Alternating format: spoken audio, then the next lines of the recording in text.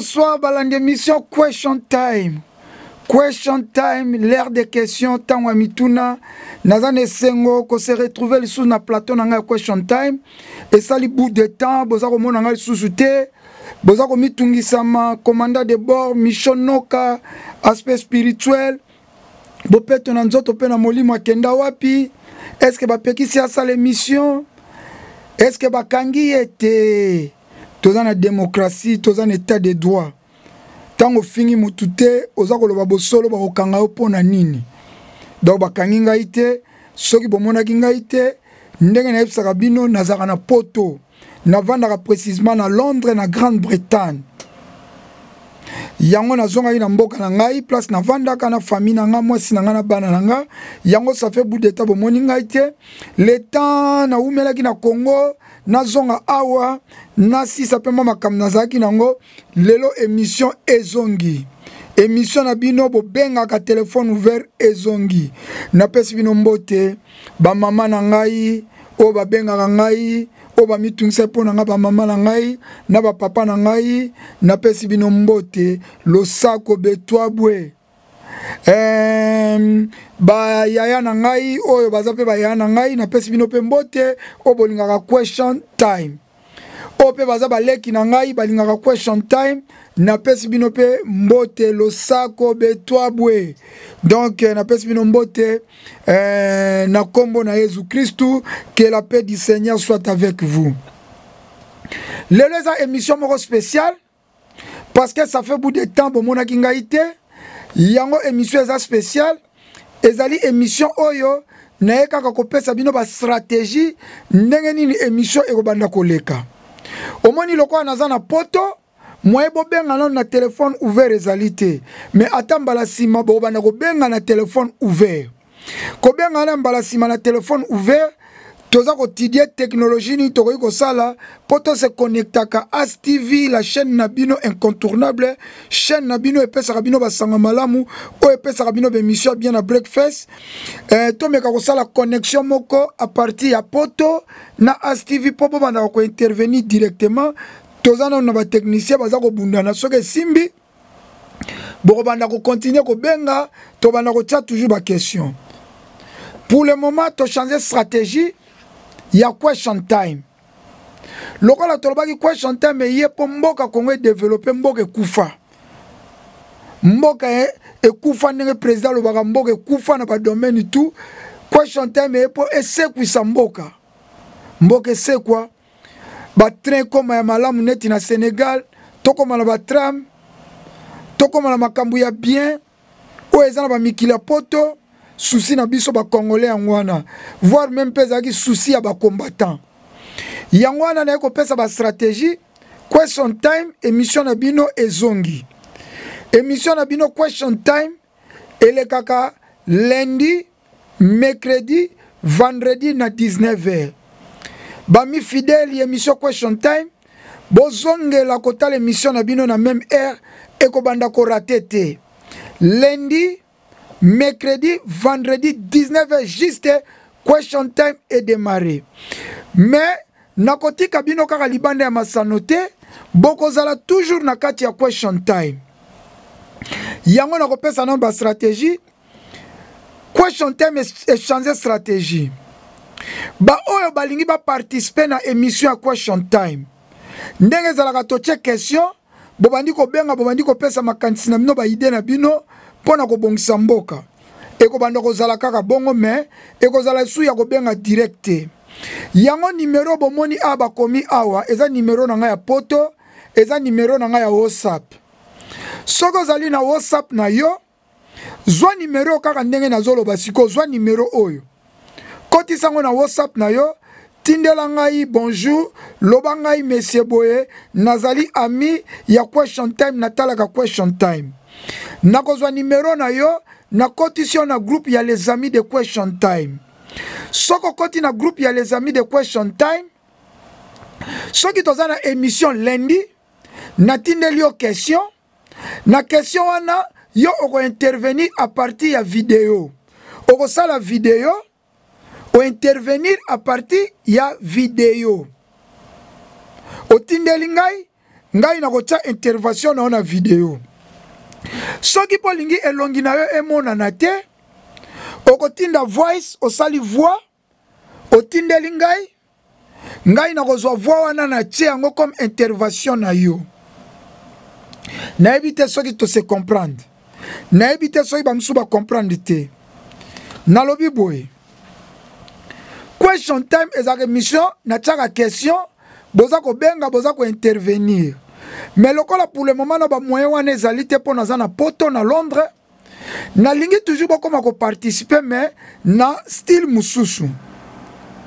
Na moment on naza ko loba numéro na ngai ngwane bimi ya poto plus 44 74 40 46 69 64. Na répéter au numéro na ngai ya poto eza plus 44 74 40 46 69 64. Numéro yango wana soko capté te comment numéro wana kaka sikoyo. Tango zo mission zo sila komela nga pesa nga bonjour, loba nga mama tel, ngai papa tel, ngai moto tel, ngai jeune tel, ngai mwana tel, nalandaka émission question time. Ngai koko tel, nalandaka émission question time, nalingi na continuer toujours kolanda. Toko koti sa wana groupe ya WhatsApp les amis de question time. Soko koti na groupe wana soki émission ezali toko tia ba question. Soki to tia ba question, soki to tia ba question, na ba question wana yonde okosala intervention na ona vidéo to na voice. Na vidéo ekozala lolenge nini? Na pesa ta exemple moko na koyi ko pesa exemple moko na zwineti awa na zwi vidéo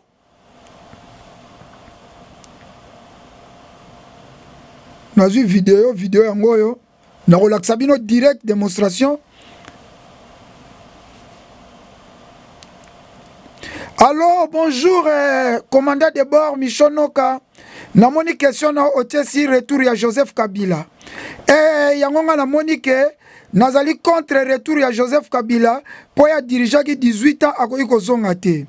Wana soko zali contre. Soko zali pour nga nazali pour Joseph Kabila zonga po nalembaki ya nanu te naza na posa na ye azonga.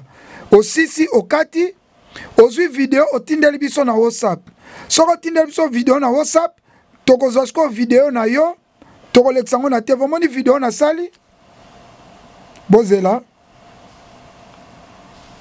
Allô, bonjour, commandant de bord Michono. Omoni soko sali video na yo bongo ozwi otindeli biso na WhatsApp. Tangu tokosala émission sur Joseph Kabila to mutu moko boye tozwi intervention na yo tokotisi yango na kati. Yango na moment o tozwa nanu break. Moi réponds muke to pe matola na publicité. Compétition à makase zo na kombo ya next gen competition. Compétition ba musicien, batie instrument 5 tonnes pour la gospel, 5 tonnes pour la profane. Oya ko beta na poto entre gospel na mokiba oya beta na poto en complicité na maison Rio Management ya Londres, yenda ko zo ba charge nyonso tuana. En plus akosala tournée ya province ya Congo mobimba ya Congo ba province nyonso ya Congo akokota studio pe yango tolanda publicité.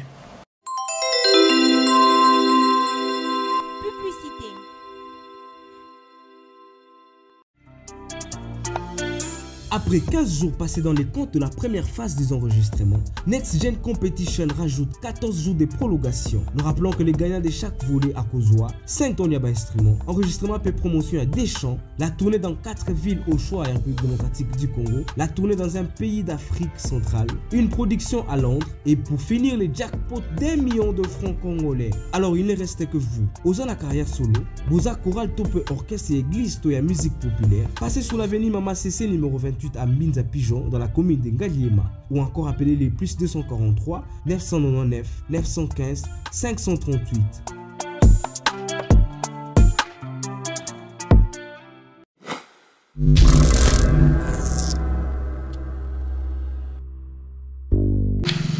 Bonjour Kinshasa pour avoir l'intégralité des informations. Aspect Spirituel Télévision vous propose la relève pastorale. Nous disposons nos services pour vos églises, conception yaba fiche pour naba culte nabino, conférences, croisades, campagnes, conventions, séminaires, conception yaba sport, vidéo nabino, na réalisation nayango. Vous voulez souhaiter un heureux anniversaire à vos proches? Parlez de votre église dans notre tranche matinale Breakfast. Nous sommes là pour vous. Les tout à un prix promotionnel. Contactez-nous au plus 243 999 915 538. ASTV, la chaîne incontournable.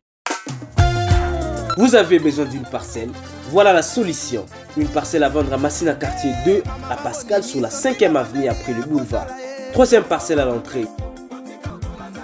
Cuisine à 3 chambres, cuisine, douche, paix magasin. Pour plus de détails, contactez l'agent Simon Bopol au plus 243 904 46 77 15.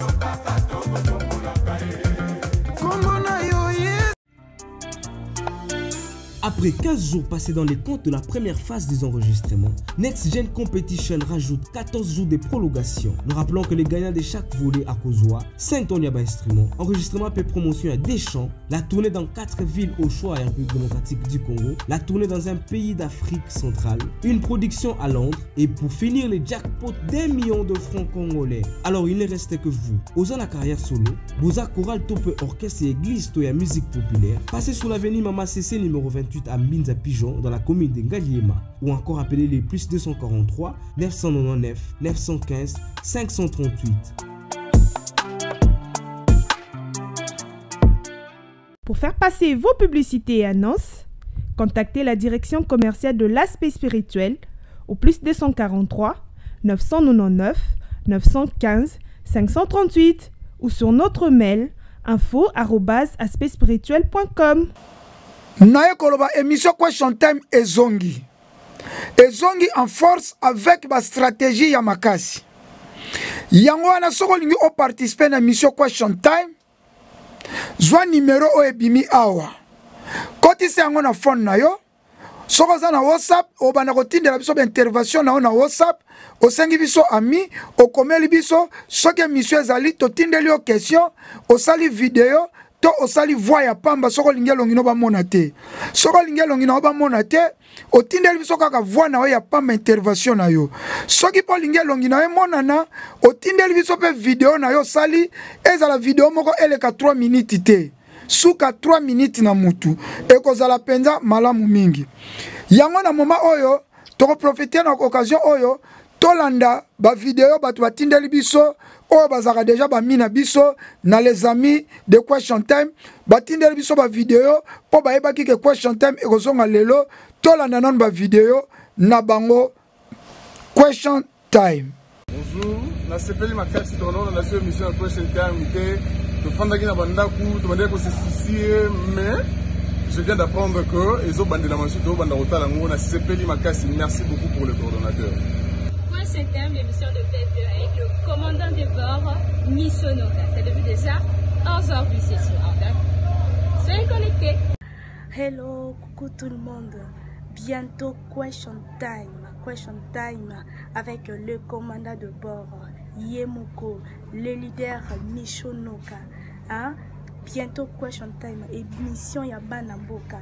Émission oyo ezalaka toujours wana pona kolobela makambo ya mboka, kolobela makambo ya peuple. Hein? Émission Question Time depuis London. Bonjour, mbote, biso balandi ya Question Time, tozana esengo makasi ya koyeba ke Question Time ezongi. Question Time, émission na biso oyo tolingaka kolanda mingi, émission elobaka toujours ba vérité, émission elobaka toujours bo solo. Donc tozana esengo makasi ya koyeba ke Question Time ezongi, donc tozala ebele ya kolanda ngo. Tolanda Question Time. C'est émission Question Time.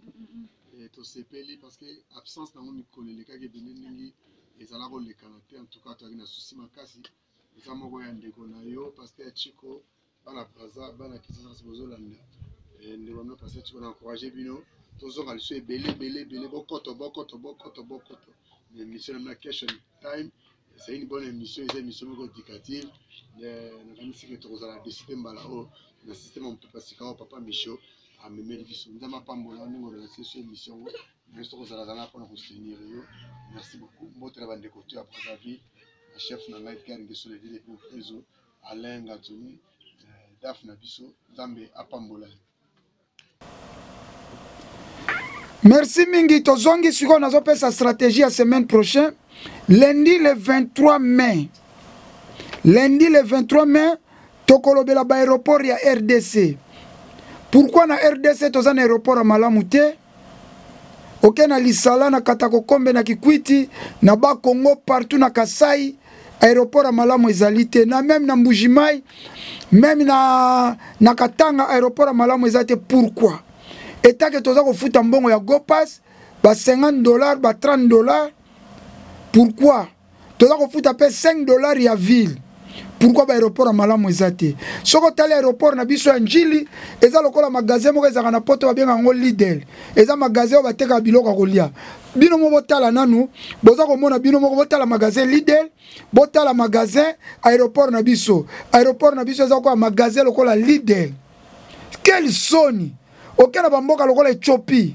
Na Addis Abeba. Okena ba Kenya tali aéroport Oleli. Yangwana na ko filmer pe na sali spécial na filma ke aéroport ya Poto ya Angleterre. Boza la branché bokotala jour na zongaki na filma ki ndenge na kitaki na avion na aéroport à Poto na filma ki aéroport Mobimba pona ko lakisa ndenge ni tokoyi ko bongisa aéroport na biso. Le 23 lundi boza la branché. Soko lingi wa intervenir tindela biso déjà vidéo na yo olobela pona ba aéroport. Pourquoi toza na ba aéroport à Malamu te na ba province na biso pe na Kinshasa aéroport Njili eza aéroport moko eza lokola magasin à Lidl. Tomona ki Joseph Kabila tchaki libanga na ba Joseph Soumanda ministre ya transport mbongo wane kenda wapi po ba tonga aéroport. Mbongo ya GoPass eza ko kende wapi?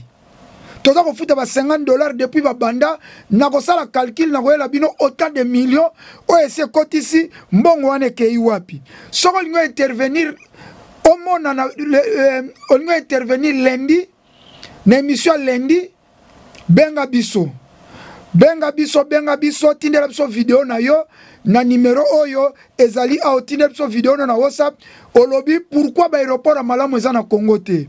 Soki pa koloba pona mbongo ya GoPass ekendaka wapi. Mbongo o pe babimisaka tango Joseph Kabila batonga aéroport ekenda wapi. Benga biso loba ekozala malamu mingi. Mercredi le 25 tokolobela retour ya Joseph Kabila. Est-ce que Joseph Kabila bozali pour azonga to bozali contre?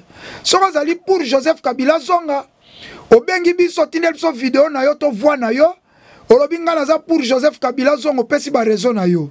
Soki boza contre Joseph Kabila zonga opesi ba raison na yo tokolekisa yango. Mais suka kaka de 0 à 3 minutes. Vendredi tokolobela Matata Ponyo. Matata Ponyo azaki premier ministre auti ko sala parti politique na ye. Ba auti ko sala congrès.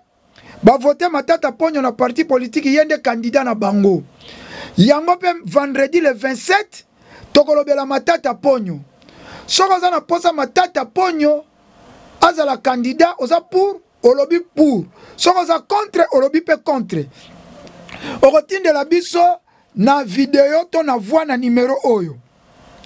Plus 44 74 40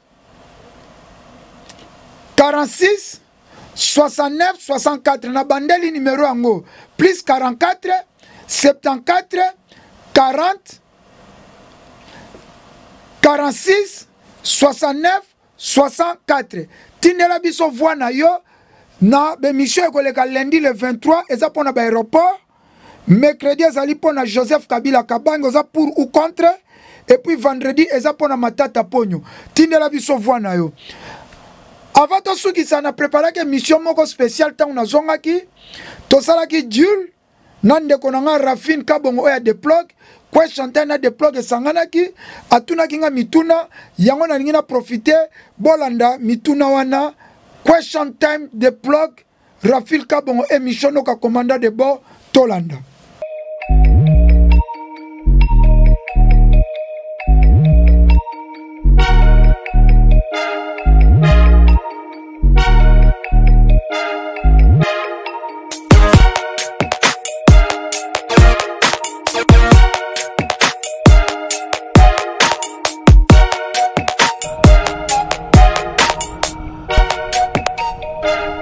L'émission Comfort Zone, présentée par Raphaël Kabongo, Mr. Plan, reçoit Michonoka, aspect spirituel.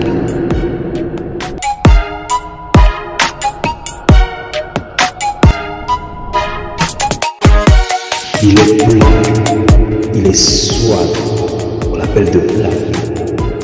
The blague is back.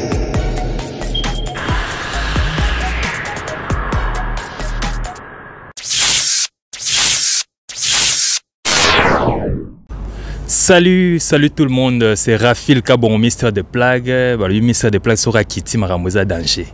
Donc, toye le sous na émission na biso Comfort Zone, autolobila makambo socio-culturel. Lelo na yambeli bino un entrepreneur, un artiste, azam tamarambo belé. Maintenant, il est au sol, il est makambo belé. J'espère que vous avez branché avec des plagues, vous avez bikama sola des plagues ne kendara, vous avez bino décité. Check. Voilà, nous sommes là avec Michonoka Oyona Osenga Yemoro à se présenter pour nous yeba vraiment nani ona yambilelo. Papa Boni. Merci Ming Mister de Plug. Donc toujours aspect spirituel. Yo pe aspect kitoko makasi. Bopé tunanzoto pe na molimo. Alors il faut ba yeba nani vraiment na yambi awa o s'introduire na yomoko. Merci Ming, moi c'est Michonoka. Nandenge penza ba ebeli frère Michonoka parce que naza artiste musicien gospel international et puis naza artiste engagé frère Michonoka aspect spirituel bopé tonanzoto pe na molimo pour le moment naza pe animateur na komi pe animateur émission na ngai socio-culturel politico question time. Michonoka, namoni o tangi babilo ke belé mais na ligne vraiment o tiango bien pour na to yeba o ni nos alliés pour que to yeba tant to poser ba question to yeba pe o canaliser ngo. Et puis c'est premièrement aux anani artiste musicien gospel international. C'est bon.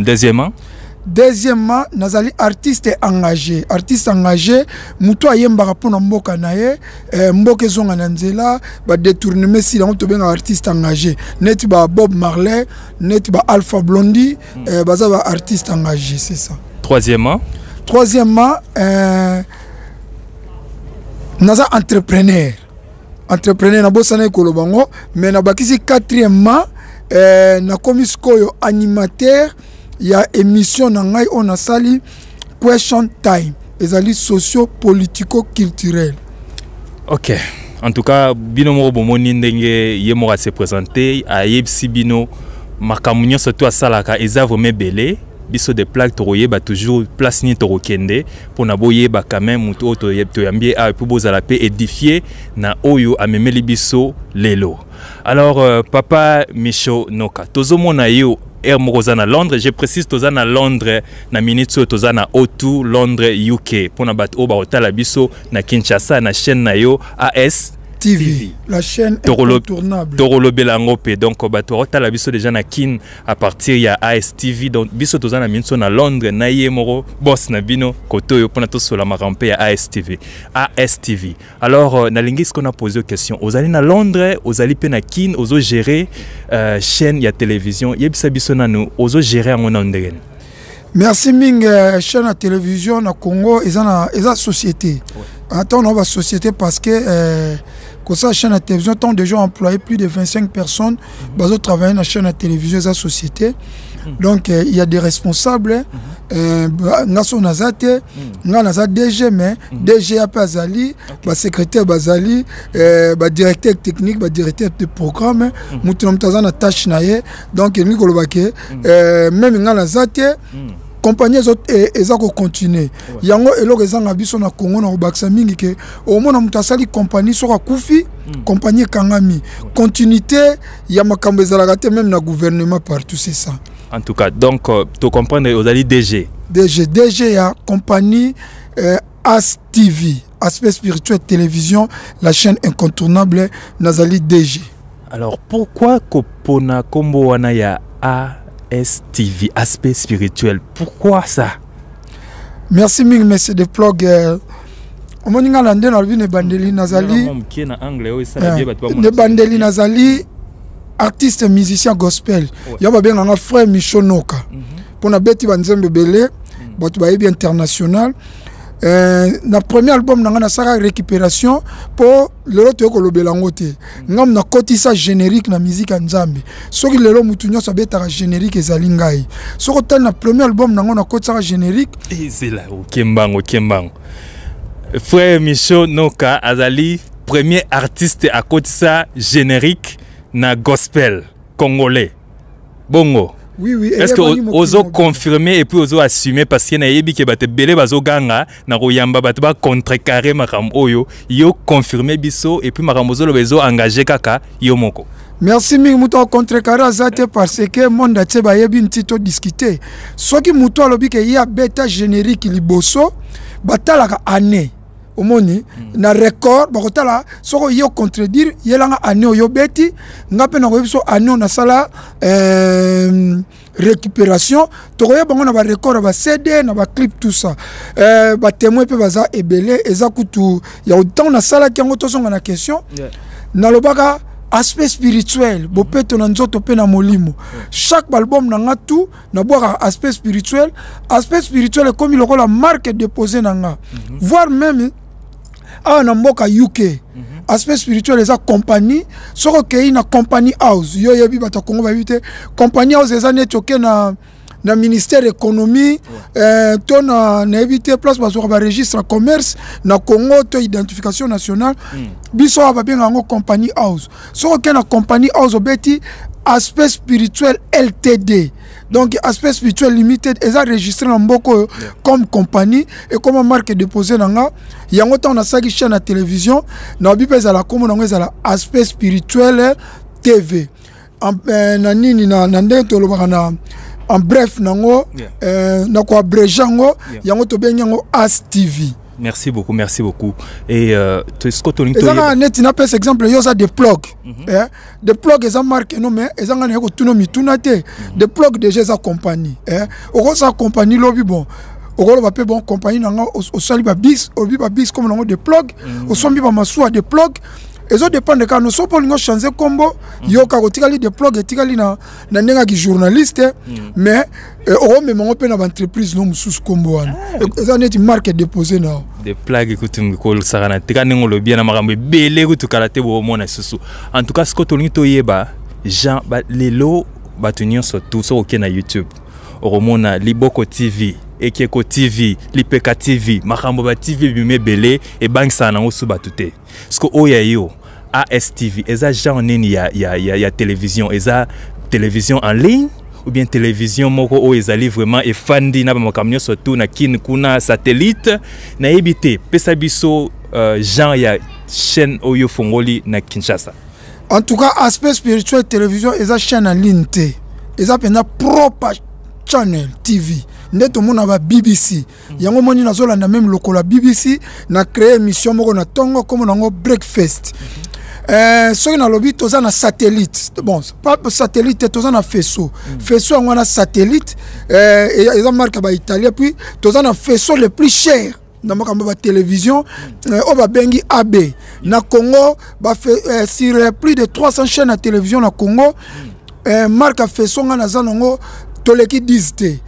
Voir même ba chaîne mususu eza reconnu na Congo bazwa faisceau na crédit. Donc eza propre TV channel, TV penza, tozana ba cameraman, tozana ba régisseur, tozana ba monteur, donc tozana ba journaliste, voire même tozana 9 journalistes. O baza œuvre kuna mais le monde évolué, toza peut mettre en ligne. Ben mission na biso nyonso ezaka direct.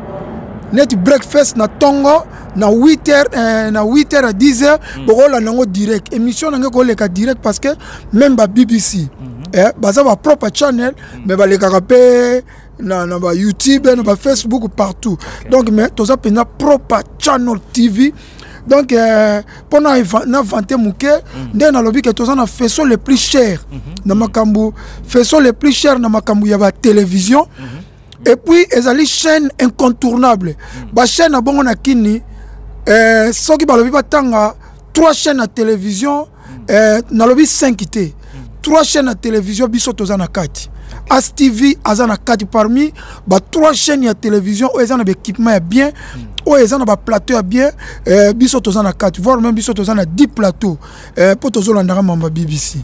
En tout cas, merci beaucoup. Oyebi na moi ce qui tozongi moi en arrière tant to yebi ba chaîne ya télévision et bandi ko fongama boy bandi ko fongama te o ezali to bana otanga ba antenne A ba TKM ba raga ba nini to yebi pona ko fongola chaîne ya télévision ya bongo na ba kin bana peut so ba chiffre mo il faut ça ba $100,000 il faut ça na ba 250 il faut ça la boy et bana bank exception na musika mais lelo sikoyo naza sikoyo na yemoro mpangi mutu nanga tozarane na ba Londres ayesinga kikuna na kin afongoli chaîne o to yoka ezala ba 100 ba 250,000 mbongo wana oziango wapi ezana ndeni.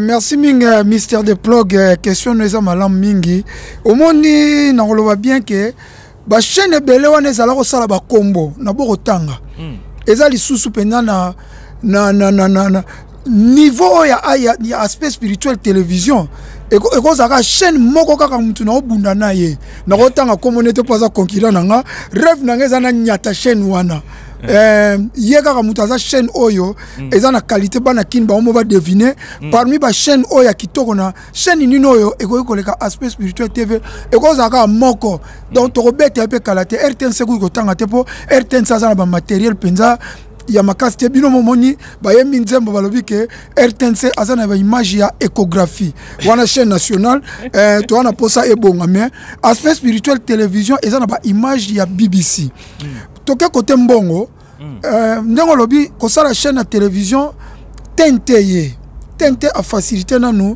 chaîne ya télévision quand les ala qui faut somba pylône ko somba pylône okena ba une affaire ya ba $250,000 ndenge to mona ba Coutinho Fernando ba somba ba pylône Coutinho somba ki pylône to zapela ba pasteur mususu natangi Coutinho parce que Coutinho aza un muto azape un pasteur engagé mais lelo eza bongo te lelo tentaye a facilité batu nyonso même yope okoki kosala chaîne à télévision. Nous reparler sur batu va comprendre bien. Tant tente yaki batu basali ba TV ba laptop. O mo benga ba télévision laptop. Biso na poto to yeba kité. Ba pesa ki batu ba chaîne au fele $250 au comme une chaîne à télévision. $500 au comme une chaîne à télévision. Donc wana men de temps à côté ici tente ezaki mutu nyo surtout biso na poto to yeba kité net yo de plug ko pe ko na chaîne na open lelo na $500 mais à partir laptop net to enregistrer mission na ngai otiki laptop na yo na téléconcile o enregistrer be mission na yo okena ko programmer ko tshakuna 24/24 ozoke no changer kaka ba élément ne tenta facilité siko biso tanto ye ngai na kena ngona propre channel ya TV na banina ko zo mikanda ya télévision nazui mukanda ya ANR naza reconnu na ANR nazui o ba benga avis favorable ya ministre ya communication nazui avis favorable à GESAC donc nazui mikanda nyoso esala kake o sala chaîne ya télévision pour nazo zongo ya laptop te deuxièmement nazui place ya ko sala chaîne ya télévision na sombi ba équipement na sombi ba équipement biloko tout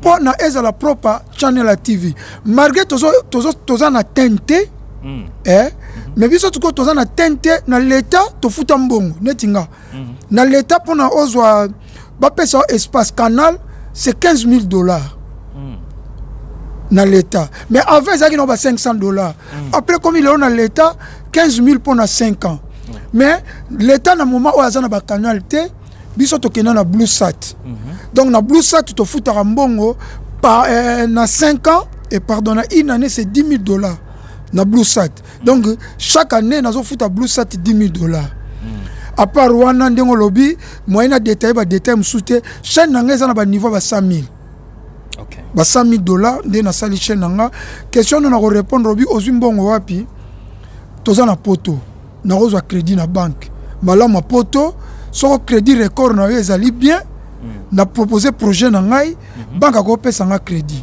ya mibale na roza pe na saving na ngai mbongo na nga na bomba banana ya poto na bombaka na oze na ngo siko na chango na business ya télévision. Donc il y a que so business à TV simbité saving nange ke pamba.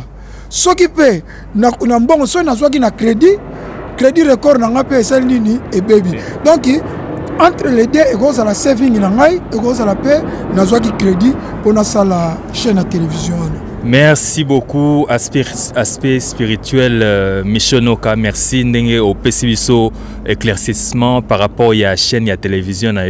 To sepeli ba tupe ba comprendre au pe ba zui moi idée ya rokene ba font la chaîne ba comprendre pe ka awa misuta mso ba contacter yo pour ozala no mutema pembe oko aider pe ba msusu pe ba font la maso na bango. Ce qui mutalinga font la chaîne à télévision à laptop.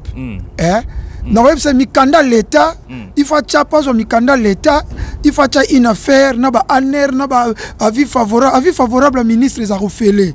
En tout cas mutako sabinote ngala zo ya ngofélé mais oko futa mo ba frais ya l'état, ya na communication, ils ba 900 ba mbongo mo. Donc na ba $5,000 aux mikanda l'état. C'est bon. $5,000 aux mikanda l'état mais wana ozana chaîne à laptop. Mais ce qui est au l'État, il faut que nous foute $15,000 dans l'État, dans la télé, pour appeler ce canal. Mais pour le moment, on peut ce canal, parce que dans canal, même dans la Sina foute $15,000, mais dans l'État, après ça, canal, il y a l'État congolais, soit sur Zumbon, c'est bon, on a linga qui boucler côté, on a comprendre déjà par rapport à la chaîne, to solo marambona trop, donc. Siko par rapport à la chaîne et la télévision, tout le monde est à compagnie. Tant que le bien compagnie, nous avons un investissement. Au Longwe na Londres awa, au Kiti, na Congo pour investir, mais na domaine wana. Et je sais l'actuel président de la République Tshisekedi a le belagi makambu ya investissement ben saki batu oyo bazana wa poto ba kita pona ba ya ko investir na ebite soki yo ezalaki par rapport ya appel wana ndo kitaki okene ko investir na linga to solimpe par rapport à investissement na Congo. Est-ce que investissement ezo simba bato déjà bakitaki kuna? Est-ce que ezo pesa ou bien ezo pesa te yo pe obandi chaîne? Est-ce que ezo mona ki ezo kota ou bien ezo kota te? Ba difficulté na ngoza nini? Et pourquoi ba sécurité na ngoza nini pour na kokene ko investir na Congo? To lo bilan pe investissement au Congo. Donc ça la biso bien, ça la pe bato bien au bazota la biso na bandaku partout dans le monde. Merci Ming, président Félix Assalaka appelle toi qui nous investit dans Congo, ils appellent Moro Kitoko, génial. Tu apprécies qui même biso peut toquer na Congo pour nous investir pour appel il y a président Félix Tshisekedi. Ndete okaki que parce que bato bazaki liboso wana ezaki mo compliqué to mona ki que mwana mboka ndenge to lobaka. Mwana mboka zuko konzito kende. Eza ni Moro génial. Mais le problème est que investir dans le Congo pour le moment, on conseille Batou, et malamu te parce que à tout, on est 5 que ba na poto ba investir, Batou est à vendre. Break. Donc, qu'on investir dans le Congo, si koyo ezali malamu te d'après mon invité Oyona Yambi Awa. Okoki ko élaborer nanto élaborer bien. Oui, eza malamu te ponani parce que pour la première fois, biso tout au Congo, na sali 30 ans na poto. Na 30 ans na poto na contribué trop na mboka Congo na tinda ba bisi, ba kombi, ba yas, ba biloko nyoso tout batu batinda kana tinda, na fungola ba boutique. Mais ça pour la première fois na ke ko vanda, na ba ke na sali na investir ndemo mobi ba paquet ba 100,000, o ke ko investir parce que na chaîne de télévision des gens on a plus de 25 employés. Et ça déjà investissement. Pourquoi on a le bien ça malam te pour nini? Bah tout est vanité. Na repère exemple net in a domaine à télévision. So que investir dans domaine à télévision bah tout est vanité nini? Internet à malam ça te na Congo. Parce que télévision so que ne dépend na internet. Internet à malam ça te na Congo net biso internet fiable. Net na poto a ezate. Net biso to sala internet à satellite. To futa $100 par mois mais mo internet en eza na ba mikakata ne bundanaka. Le même bon auto internet pose vrai internet na Congo c'est $1,000. Ya puissance ya poto. Mais net biso $1,000 ya puissance na rozwango na futa $1,000 chaque mois. Internet on est ba compagnie lokwa ba tok ba biti. Pour la personne donc tout ça un problème nanou pour muta que nous investir dans domaine moko ya technologie. Et ça en tout cas nous conseille ça passe parce que internet est bien té. Deuxièmement dans domaine na domaine à TV. Courant est ça malamu té. Biso ça na télévision courant so katana 10 fois par jour. voire même na tia départ unique. Donc nous avons courant un moko pour ne katana mais le même départ unique ça ko katana. Nous avons un groupe atami balé déjà nous avons la perte et il y a consommation mazuite. Tant courant zo katana nous avons déjà ko investir déjà zaneti na bois kimbongo. Na ko bois mbongo pe lobi soki chaîne na télévision na kangi na ko yoka sonité na kanga ngande mutu na ko perdre parce que investissement na chaîne na télévision ça malamu tendenge na lobby que problème ya internet ça bien te na mboka. Deuxièmement problème ya courant nazongi supo na bana poto président Félix asale loko moko ya bien toi ko investir mais ba tout il faut vendre ça ba tout avant de ça internet fibre optique comme ya bien internet comme fiable avant de ça courant ya malam.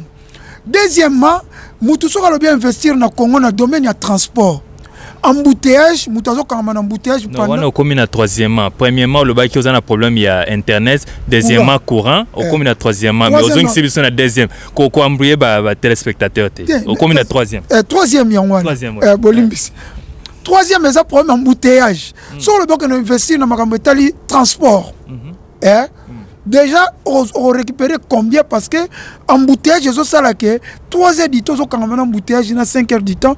Et ça, c'est batonga banzela pour permettre de investir. Ce qui est même au bilanga. Et ça bien. Tu as ça bilanga. Ce qui bilanga et tu as ça na maluku, tu as bandundu, tu as équateur. Transport ni no parce que nzela za malamuté. Parce que wana eza problème il y a nzela nteza malamuté ou bien eza problème il y a embouteillage pour awa pe na poto banzele za bien mais tozala pe na embouteillage mais quand peut éclaircir parce que problème est ni une place wa. Merci monsieur de plug awa soka embouteillage ezali tozala embouteillage ba heure de pointe ozo comprendre mutabi ka ifa longwa kuna atolongwa 5 heures 6 heures obit embouteillage eza problème en plus awa soki bazo tonga ba obongisa nzela ba tchaka ba diversion toujours mundela zo facilité embouteillage ezali biso moto bi ke ero eza heure de pointe na motorway na kokangama ero donc tout suite au message mais à Congo eza tout nzele zate tous les bouchons eza embouteillage eza presque partout wana na kena troisième point comme ba tout wana il faut ba bongisa ba tout. Deuxièmement le problème eza pour la moto ko investir eza problème à douane. Congo eza na douane le plus cher du monde. Nasi wana bato ba conteneur ba kolo ba mandeko na biso ba saka conteneur ya ba biloko sezo kende Congo bazo sala ngoka ekoma lokola drogue. Au moins ni drogue so ese mesani atozo kotsa no lokote ozo ya kaka. Problème ya douane le plus cher du monde. Donc il faut ba tout wana po bato ba ko investir ya wana 4e 5e point na kosukisa na 6e 5e eza problème ya taxe. L'état congolais zo fout ça va peuple taxe ebelé. Donc taxe eza ebelé. Mais taxe wana eza bien pona etonga mboka etonga banzela esala makambu sikoyo ozomona ngo mabe pwana. Te eza mabe te neti atoza na problème VAT. So sombi ba taxe eza neti eza 20%. Kuna ba benga ngo TVA. Mais na problème ya Congo tozolo ba ke ba service na lobeli penda taxe. Tamsu na kena ngona taxe. Mais ba service ozomona soko ke batu bayaka na douane okuta na port okuta aner na port DGM na port police na port demiap na port douane na port donc plein de services mais awa service ezaka kaka mutu ayebi kaka ayena content ayena nini ye batali biloko ne afuti kaka custom yango douane nyonso te eza réel na douane eza makambo mosusu te ofuti custom yango sikoyo na batu wana atu ya suka eza atu ya communication yango wana communication tokeka na internet téléphone kobenga biso na téléphone le plus cher ezaka biso soko comparé toza code moko na Brazzaville azali 244 Angola za 242 mais appel on a la salle na poto appel on a la bengi na osation na ba code PC na parce que ngape na maîtrise ngo bien so ozi et PC faut a bato wa sabiso ki ozaki on bon Angola zali 240 Angola zali biso toza 243 ouais Brazzaville il faut à la Brazzaville 242, Angola 244 Tokangama. Tu as 200 son na salle erreur tam susu. Biso na bika biso toza 242, Angola za biso za 243, Angola za 242, Brazzaville toza même code. Ouais, c'est bon, continuez na on a linga tout mon éclaircissement. Sikoyo, soko tali, soki ngana lobina benga poto. Ouais. Ou bien nde nazalia so na bina benga Congo. Nako benga mboka na biso Congo na téléphone. Nako futa $1 na 1 minute. Mais soki na bengi Brazzaville, nako futa 30 centimes. Des années tu peux expliquer bana kin ba comprendre. Donc soki naza na poto na ngina benga Kinshasa, nako futa 2000 francs congolais pour na benga Kinshasa. Mais pour na benga Brazzaville, to na benga Angola, nako futa 500 francs. Au moins différence, yango poto na clôturer président Félix Olobi Malamu. Toi ko investir mais bongisa ba tout oyo. Courant comme stable, internet comme fiable, fibre optique ya bien. Kiti sa douane na mboka, soki ba kiti douane biso to ko investir na ko même compagnie ba bisi na ina ngokuna. Continuez de bano c'était bien pour résumer peu bateau déjà. Donc le président Félix a bon ça internet. Déjà ça qui internet courant douane banzela basala ba route secondaire et aux appels malam mingi et puis ba revoir likambu ya taxe. Tant on a parlé taxe, ba service eleke belé partout. Partout, trop de services. Merci beaucoup, merci Mishonoka. Nalinga ina résumé pour nayo. Yango ezaka de plug na question time to sangani ezali loko ko sunga mboka. Papa tusu ba président lobi to ko investir, président tam soazo yeba te ba tout nini. Ba conseiller ba za ko ebisete ko investir eza bien. Mais ba tout même wana to cha biso mo investissement liboso ya mboka. Ezala bana mboka bango moko. Avant ko compter na bapaya.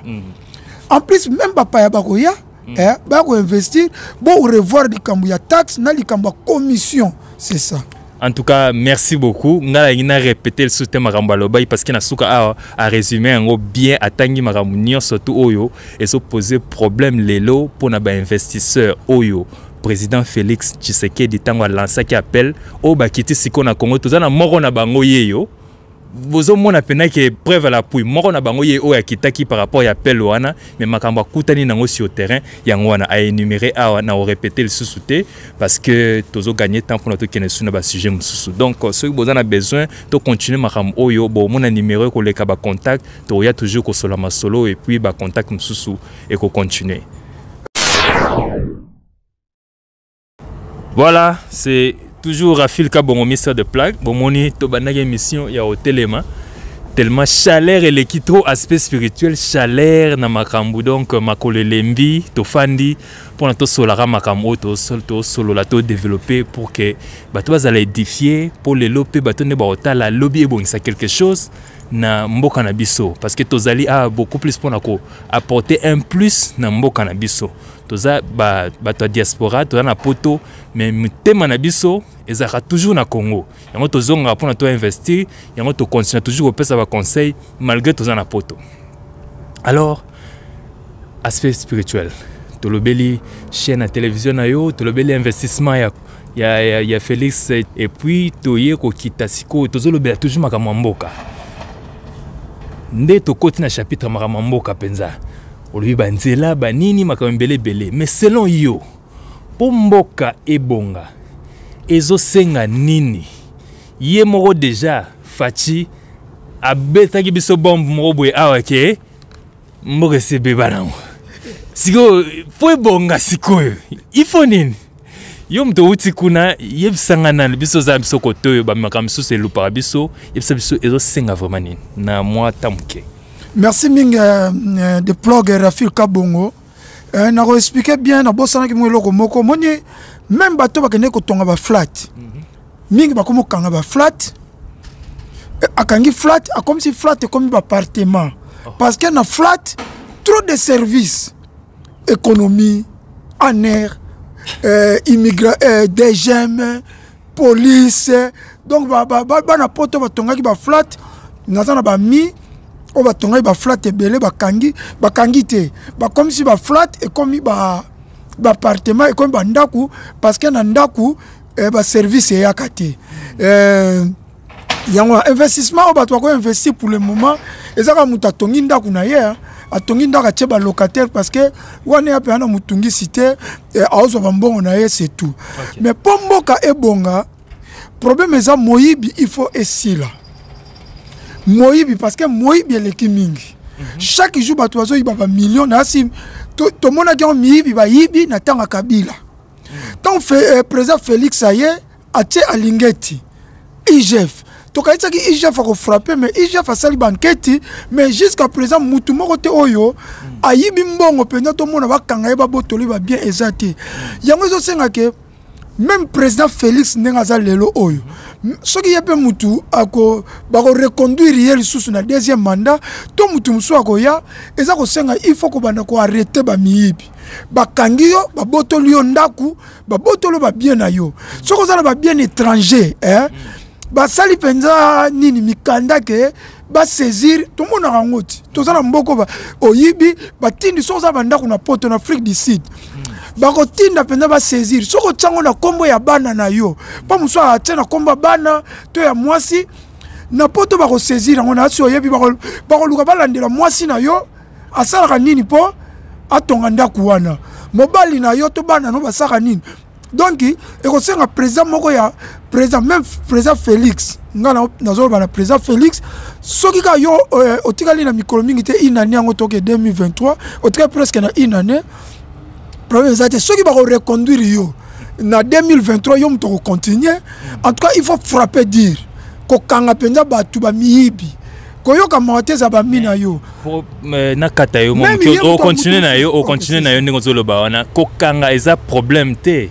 Mais ce qu'après kokanga na lelo to mona ki na procès à 100 jours bakanga ki batu lelo to zawapi est-ce que c'est ça le problème c'est ça wana ndezo résoudre le problème te kasi yango kokanga na procès ya 100 jours bakangi batu ba bimi ba frapper te parce que okangi mutu bobo yango na pese exemple que na lobi que to pesa net siko na procès 100 jours nde babaki caméra mutu ayiba ki mbongo il faut tout ça clair et ça maman machete ba konana ki 20 ans ba pese liberté provisoire justice ya biso comment justice c'est 4 mutu 20 ans justice muso ya bino sambisi bien te na poto makambo wana pende ya rate marqué ba recours ezalaka yango to bike na pese exemple ne ba katelaki Vita Kamere 20 ans de prison asuki kana 20 ans de prison te il faut ba nolandela ba bien aye azaka ba bien en Afrique du Sud atana komba bana botindi ba saisir ngo mwana wana il faut laksa bambongo ni nazwi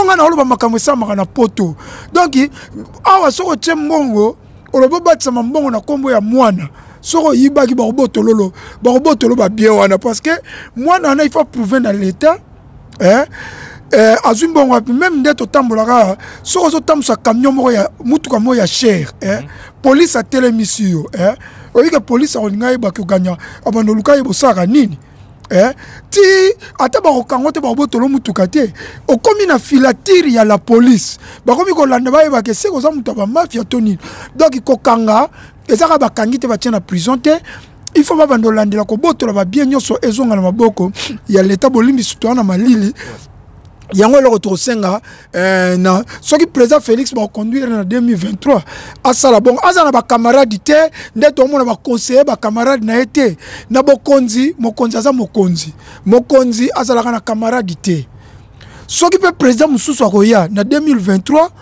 il faut frapper pour mboke bonga moyibi esila ya mibale tant moyibi osila ba kotia fibre optique ya cher et relaxa internet et comme fiable ba kotia ba to benga biloko courant o ba benga ba transfo ya courant ya bien douane ko kita makam tout pour moyibi ezali susute mboka ekozala élevé onga la ko pesa conseil ngwana donc moyibi ozala susute mboka ekozala élevé donc mboka eko progresser et okende liboso ndenge Micho Noka alobi awa donc quelque chose qui simple ezali ko tunaye lelo siko pona mboka banda et bonga il faut que ça la nini ye apesi anglais apesi wana na ko sepela yo pozo talanga oyo olingo bakisa makamna yo ko bakisa o koma biso na commentaire o ko benga biso soko limbi o ya osala pe mission o continuer makam o mission no kalobi et osala bien pour na toujours édifier ba congolais partout dans le monde pour que mboka na biso o eza o babenga RDC lo makasi ezala vraiment européen makasi ezala tegara boekara neto zo mona rande makamo zo kende na ndenge mora mystique Mr. Deplog tozana nini mo babengi FPI. OK. Fonds FPI, Fonds de promotion industrielle. Ouais. Mbongo eza kuna ebele. Mais mbongo wana bakabolango ka bakonzi na bakonzi. Ba pesa ka ba ministre, ba DG, ba tumo eza mais ezali mbongo ya l'état. Mbongo ya l'état ngana ko iko ya même yo na yena na projet. Na ko ya na projet à société. Mais ce qui a un individu na yebanité, nazana makanisa malam na na FPI, ba ko pesa mbongo te. Mais bazo pesa mbongo ya ba camarade na bango, mbongo ya FPI ezoke na ba poche ya ba camarade, baza ko tonga te industrie moko te. Mais nzoka ndi mbongo ya FPI Fonds de promotion industrielle, eza mbongo yo même ngai na kotala bon projet. Na sala projet moko bene ba makambo ba salité leki na Kinshasa. Nakoya pena idée peut-être biso nga ba refuge na ko sala makambo ba ba sala ya kini bopeto ngai na yoko defa pe mbongo na sala pe kini bopeto privé na ndenge na ngai mais l'état zo futanga mais mbongo FPI ezo kende na maboko ya batu toza pena Fonds de promotion culturelle ka yango na mbongo ya biso ba musicien na kolinga na sala concert moko ya munene to na organiser événement moko neti na zo sala next gen competition.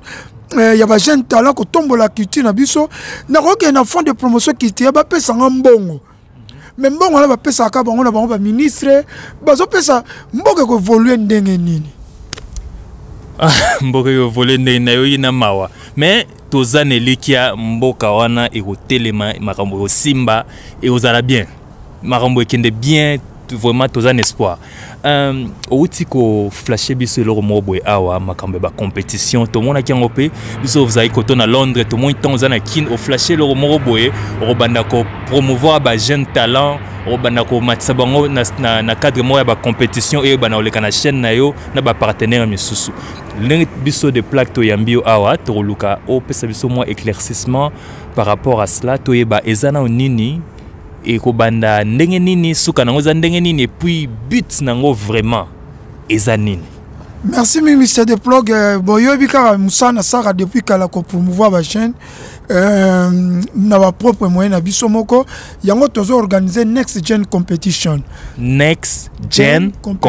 nous en anglais vidéo next gen tokati eza next generation donc tokati yango ka next gen competition donc génération future yango tolo bati ba mende ba komi mikolo menda komi mikolo mais ba kengo adondo mikolo mais bazo pesa génération future chance te ba tout le monde appelle ba ministre ba 20 ba 25 ans mais na ko lobela na te to lobela comme sous next c'est ko yo omoni ba papa mbalelo ba tiki biso ba emene ba tiki biso ba tabule ba tiki biso ba lombo ba kenda ba madilu ba kenda ba artiste ba koli ba Koffi Olomide ba koli génération bandi koleka siko next gen tozo bimisa génération sika yango to promouvoir ba jeune ba yebi ko yemba ba jeune baza na talent lobi ba remplacer ba lombo ba madilu et la continuité à culture na biso continuer même biso to kozalate génération mususu pe e botami yango to organiser compétition eza deux volets to na volet gospel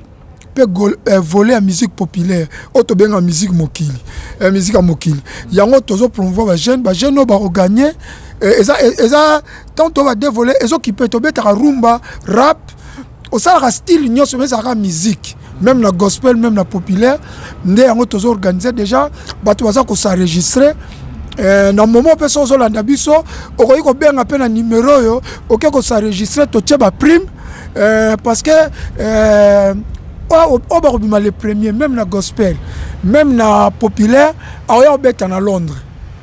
Tout ça, l'effort, on à Londres, na complicité à Rio Management, on a Ikebali, on à Londres, tout 5 tonnes d'instruments, on a gagné 5 tonnes d'instruments pour et promouvoir ya continuer bani nae to enregistrer peu 3 chansons na studio na clip na promotion na une année na ASTV et puis à ça la tournée il y a 4 provinces il y a Oyemoko Kolinga Oyemoko Opuna na RDC. Voilà. Bien, Maramongo, qui tourne ma casse, j'espère que tu belé ba otala ou baza déjà ba numéro pour na baluka ba contacter Marambo. Mais au le bino so tola mena moni prité na moni mbongo parce que ba tolinga romona un montant moko boye pas on pesa $500,000 pour na boye on pesa au lobby en côté combien na cash au bo pesa gagnant. Merci mingi donc to ça yo malili na poto donc déjà ton lobby déjà gagnant zoya déjà na poto na Londres au beta na Londres to mo na Indigo to ça na O2 so ko gagner Londres mo ba yo taloti ba balinga musique nzambi so muta nzamba gagner ba yo talo na Londres to promouvoir yo déjà na niveau international. Deuxièmement to pesa 5 tonnes d'instruments. En tout cas, la compétition les cas on belé to ka pe ba pesa ba 1000 moyen to tangé até. Mais 5 tonnes d'instruments. So tellement artiste belé va gagner la compétition. Même ya nzambe, même ya mokili, on va compétition ça mieux belé.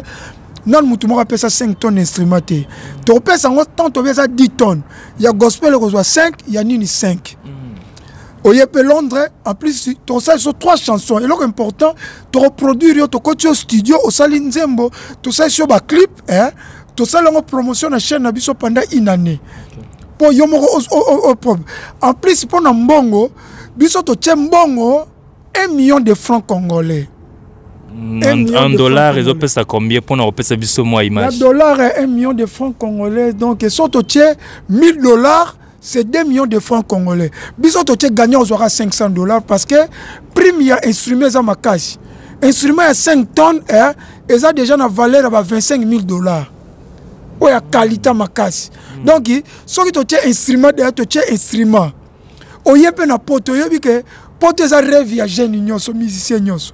Yo mo moni so to tangi ba wera, ba jibe, ba zo lela bazo ko beta na poto te. C'est que pour tous les siège de l'institution, il y a culture, il y a musique. Un artiste, on peut mettre un nom qui ça, ça nous va succès.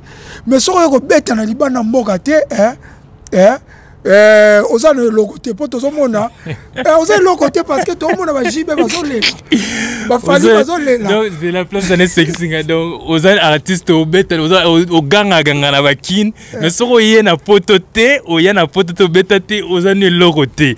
On a mis sur nos ramtalobi. Parce que ceux qui portent zalaki, ceux qui commettent na porte zalaki le côté. Mais ba mise ba ngaba lo tomba combattre ba pekisi musique. Ba mise ba ngaba ke ezanga ité. Ba musicien ba mo ba lakisi ke ko poto ndezali place ba zoka mbongo, place ba zoka bilamba, place ba zoka mitu ke zanga te. Donc lakisi ba wera, ba jibe, ba fali, ba lakisi ke na ba Koffi Olomide balakisi ke poto ndezali place makambo ezalaka na musique. Donc place ba zoka mbongo. Yango ngam na lobby te parce que bango moko so ezalaki ki chasse eza place etombola bango. Ndenge ba combattre ba personne va beta musique. Mais to mo ba bon boketu premier ba combattre ba mettre ba ina loko ba personne no musique to royal lisusu te biso to robeta na biso na Kishasa. Boketu aso sa bangoti. Bobeta na Mbandaka. Bobeta kuna na Kishasa mais bango balingi kaka na poto doki. Yango prime to tia poto parce que un artiste a gagné a yo beta na Londres. Déjà ko beta na Londres to propulser yo na stage international. OK. Donc c'est bon à mon expliquer bien.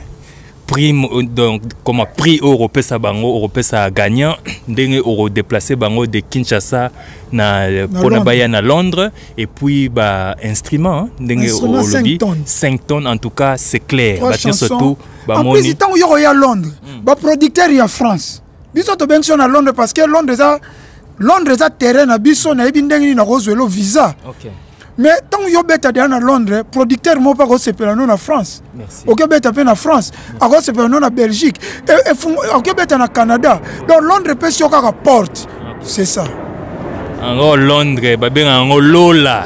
Il y a un Lola au monde makam. Alors, par rapport à un jeune talent au Nenge Makambo Pesa, ce qui est aye awa. kofanda na bango logement na bango peza included na makambo oyo nyonso to lobi na do accommodation makambo nyonso to na eza na mutu na bino. Bon ndengo lobi eza po tosangisi na ba groupe. Okay. Biso toza na posaka mutu ako gagner. Soko za yo moko individu oya yo moko. Équipe d'accompagnement kozala ba mission bazalia. Soko za mission nzambe toza na équipe d'accompagnement ba mission nzambe ba accompagner.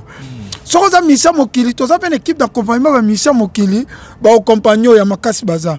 Soki boza groupe bo gagner na groupe siko tokotala tokozo ba tête d'affiche. Tam sous 3 personnes na champ oyo baroya baza accompagner na nyonso to na ngo tozo ba ke ba compétition salama na ngo belé en tout cas à part compétition moko na ngi kotanga kombo te na lobaka ke place to mona ba inos bi ba bima ba gaz maweti ba bima nde ba pesa ba mbongo moko boye mais biso ba primo to pesa leki même ya ba o bango ba zo pona nini o moni question tuni soka na Londres déjà il faut azala loger. OK.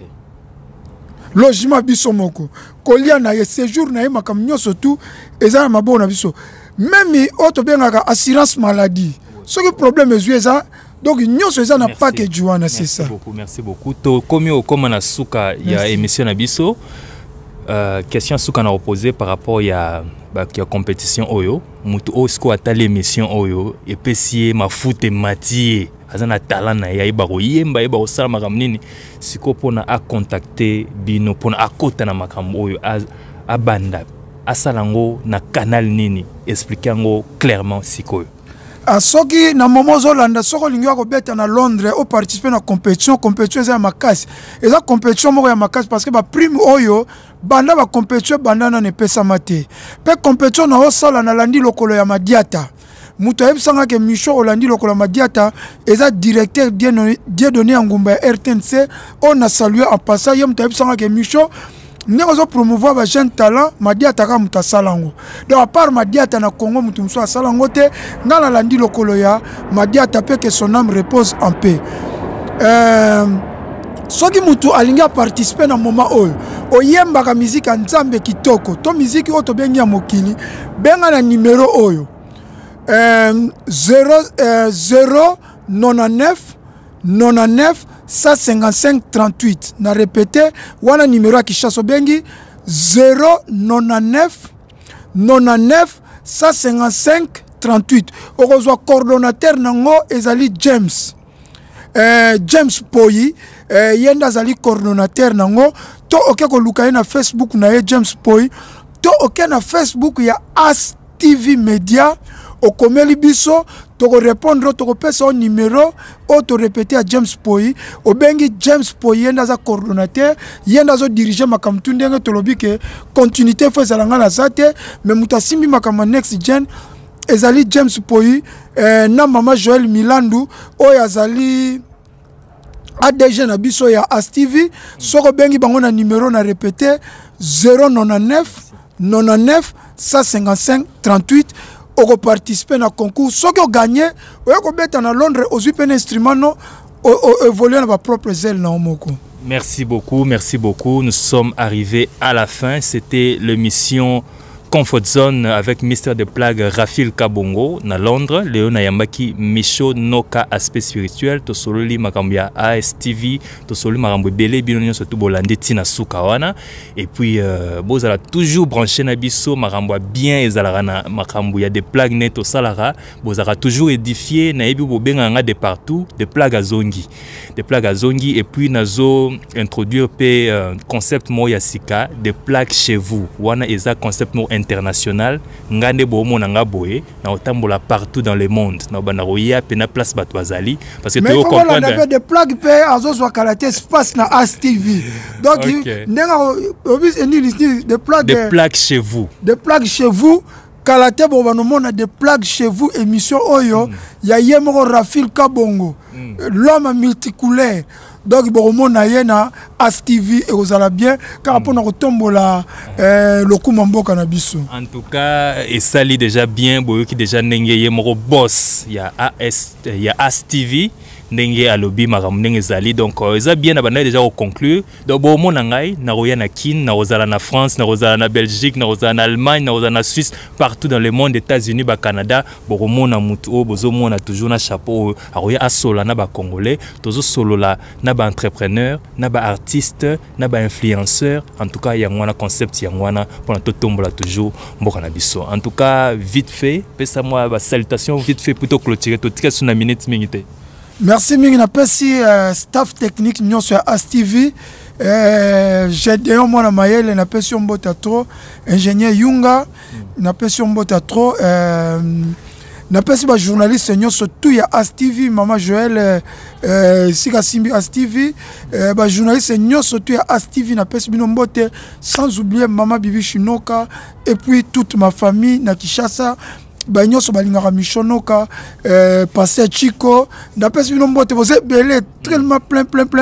Na évité son na bossani, ceux qui na bossanio, bah journaliste et sur ASTV, bana ipen.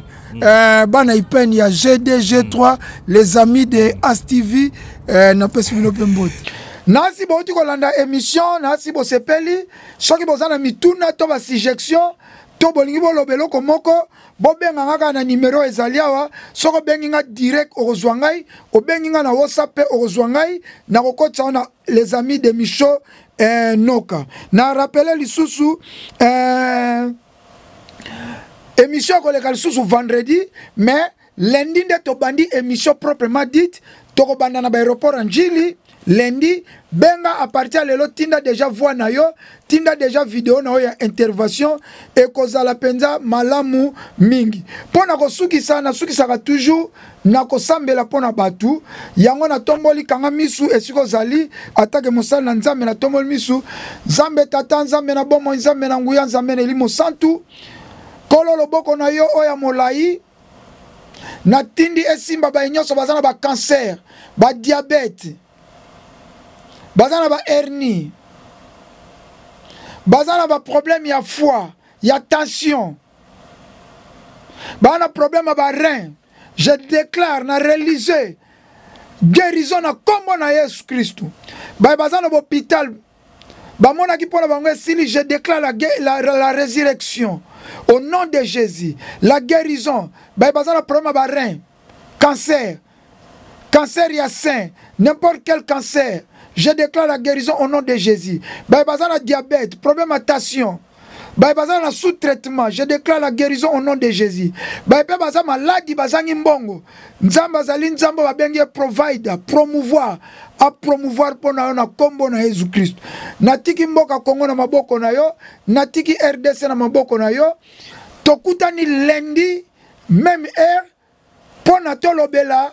Pourquoi aéroport Njili ezalaka aéroport moko lokola Lidl pourquoi na Kikwiti na Bakongo na Équateur na Lisala na Bumba na Mbandaka na Kasai na Mbujimai na Katanga na Kivu toza na aéroport malamu te etake mbongo bimaki batonga aéroport moderne kenda wapi mbongo ya Gospas ekendaka wapi benga sala intervention nde tokutani lundi na 19h question